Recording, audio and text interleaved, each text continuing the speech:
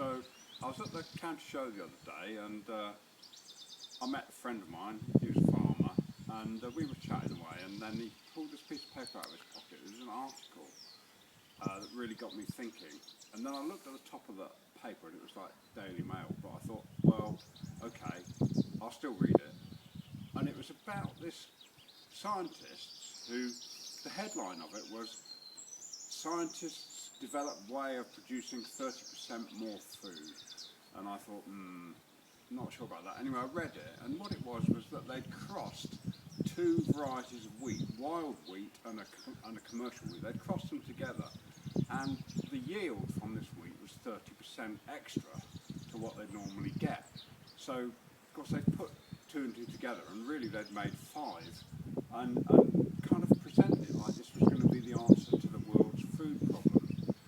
And I just thought about it for a second. I said to my mate, "It doesn't work, you know.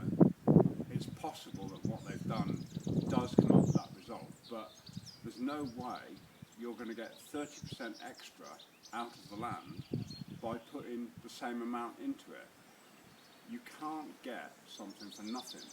And that's kind of what science is trying to do all the time, is somehow or other trick nature into kicking out more than you put back into it.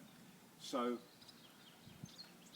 I started to think about it in terms of, if you think about it in terms of energy, okay, if you put a certain amount of energy into something, there's no way you're going to get more energy out of it.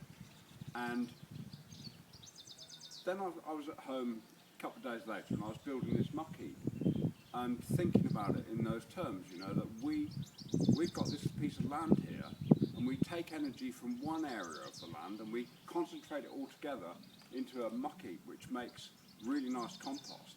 And then we put that onto a small piece of land, and that energy that's come from everywhere suddenly is concentrated onto a small piece of land, and the product that we get, the produce that we get then from that small piece of land is, you know, that looks like we're getting a huge return for our investment. But all we've done is kind of move the energy from a big area to a small area, put some vegetable seeds in, and whoomph. And I thought it was a really useful way of looking at what we're doing when we say we're farming or gardening. So I'm going to move on to a little demonstration that I put together, just to hopefully show that more clearly. Okay, now we're in the garden, and I just put together a little demonstration just to try and make it clear what I think is going on. In a way, the difference between organic farming, which is trying to work with nature, and conventional farming, which is kind of trying to trick nature. And so I'll just put this little demo together. I've got two pots of soil here. These are both obviously out of my garden, so they're identical now. In actual life, if this was an inorganic soil, it wouldn't be like this. It wouldn't be so full of life as this. Some people might dispute that, but there you go. So here I've got some compost. This is that pile that I was looking at earlier. The similar pile the year before. This is it now. It's absolutely beautiful. So gonna just put that on here and spread it round. So that's your organic compost on there. Don't waste any of that. Beautiful stuff. And here's some fertiliser. This is NPK, which is nitrogen, phosphate and potash, I think. They're the three main ingredients of inorganic fertiliser. Nitrogen is really the thing that makes stuff grow. So I'm just going to sprinkle this on here. That's enough, I think. Never used it actually, so I don't really know much about it. Then we're going to water them both in. Should have a rose on there, but I haven't got one. And water that in there. So the inorganic fertiliser dissolves and goes into the soil.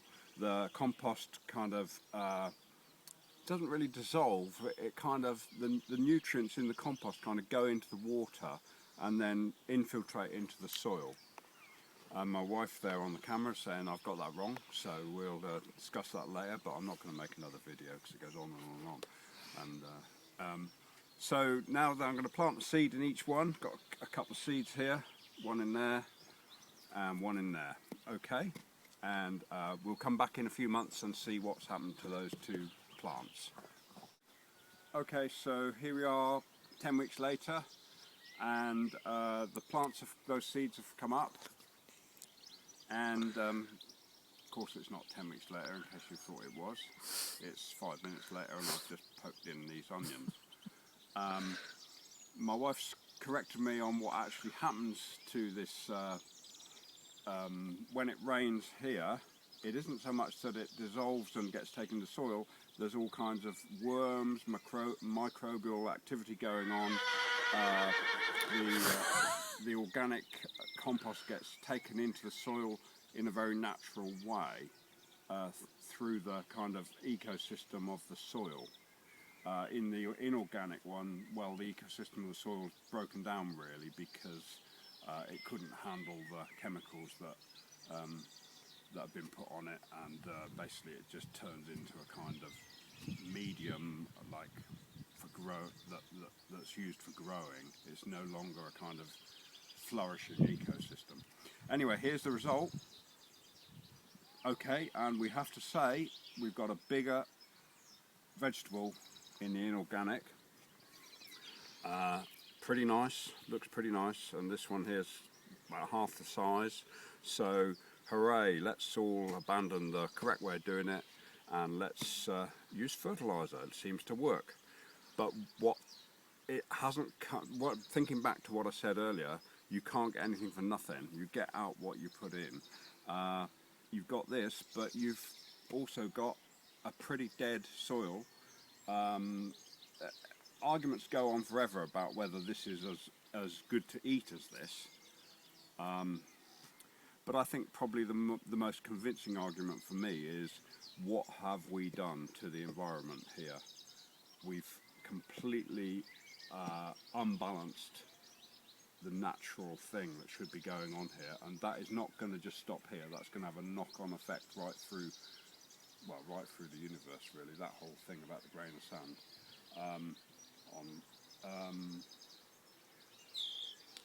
You know, less butterflies, less insects, less, in the end, species just kind of decline, and where do we end up? So hopefully you can get something from that, see why I feel so strongly about this subject. I just think it's really, really important, and it's really, yeah, important. That's all I need to say really. Thank you.